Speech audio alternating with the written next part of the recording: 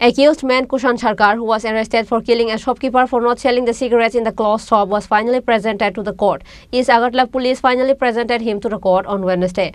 On Tuesday, there was an incident where a man beat the shopkeeper to death for not selling cigarettes in a closed shop. Finally, accused man Kushan Sarkar was presented to the court. East Agartala police in charge Sanjit Sen gave details about the incident. সবাইকে নমস্কার। গত পরশুদিন 20 তারিখ বিকালবেলা ইতি দাস স্বামী সুখেন দাস প্রতাপগড় ব্রিজের সাথে বাড়ি উনি একটা কমপ্লেন করেন আমাদের এখানে যে ওনার স্বামী প্রতাপগড় বাজারে ঠেলার মধ্যে চায়ের দোকান ওনার সাথে তাদের এলাকারই দীপঙ্কর সরকার একটা ঝগড়া হয়।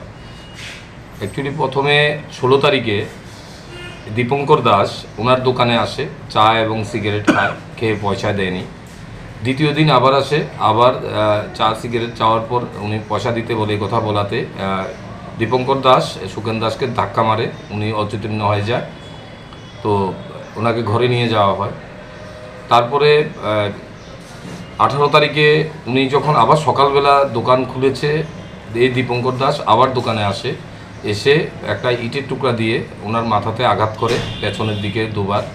তখন সাথে সাথে উনি রক্তাক্ত জখমপ্রাপ্ত হয়ে পড়ে, ওনাকে জিবি হসপিটালে নিয়ে যাওয়া হয় চিকিৎসার জন্য।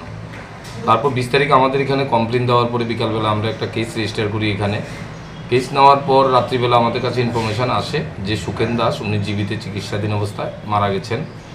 তো ওই মোতাবেক আমরা মাননীয় আদালতে আমরা একটা এডিং সেকশন 302 এর এডিং সেকশনে প্রেয়ার দিই। সাথে সাথে আমরা যে দীপঙ্কর সরকার তাকে আমরা খুঁজে বের করি এবং তাকে অ্যারেস্ট করেই গতকালকে তাকে আমরা কোর্টে পুলিশ রিমান্ড চেয়ে আনি। 4 দিনের পুলিশ রিমান্ড মাননীয় আদালত আমাদের অ্যালাউ করেছেন। এখন সে পুলিশ রিমান্ডে আছে, ঘটনার তদন্ত চলছে। কী কারণে না, অ্যাকচুয়ালি ইস্যুটা হয়েছে যে চা সিগারেট খেয়েছে, ওটার জন্যই টাকা নিয়ে তাদের মধ্যে একটু কথা কাটাকাটি হয়েছে। যখন ওনার কাছে টাকা চেয়েছিল দোকানদার সুখেন দাস, তখনই তাকে টাকা নেই বলে তার সাথে ঝগড়া শুরু হয়। তো ওই দিন টাকা দেয়নি, দ্বিতীয় দিনও আবার চেয়েছে, ওনাকে আর জিনিস দেয়নি। তো 18 তারিখ সকালবেলা সে এসে ইট দিয়ে ওনার মাথায় হঠাৎ আঘাত করে বসে। তার সাথে সাথেই উনি অসুস্থ হয়ে পড়েন, রক্তাক্ত জখমপ্রাপ্ত হয়ে পড়েন, ওনাকে জিবি হসপিটালে নিয়ে যাওয়া হয়। সন্ধ্যার সময় দিন উনি অপারেশন করেছিল, কিন্তু উনি রাত্রেবেলায় সন্ধ্যার পরটা দিয়ে উনি মারা গেছেন। সুখেন দাসের বয়স 55। অ্যাকচুয়ালি তাদের দুজনের বাড়ি এক জায়গাতেই, প্রতাপগড় ব্রিজের সাথেই বাড়ি, বাজারের পাশে, কাছাকাছি দুজনের বাড়ি।